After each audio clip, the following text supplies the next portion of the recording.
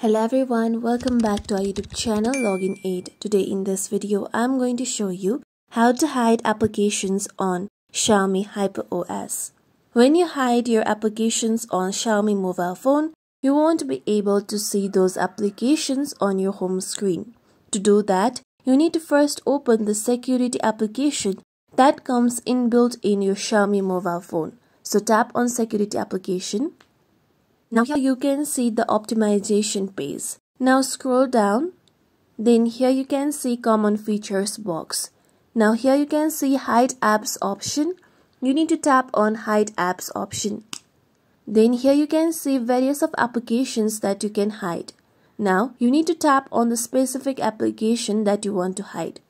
For example, here I want to hide my Facebook application. So tap on the small toggle next to the Facebook. With this, now go back to your home screen. Now here you can see there is a small gap on my home screen near the YouTube, and that means that my Facebook application has been now hidden.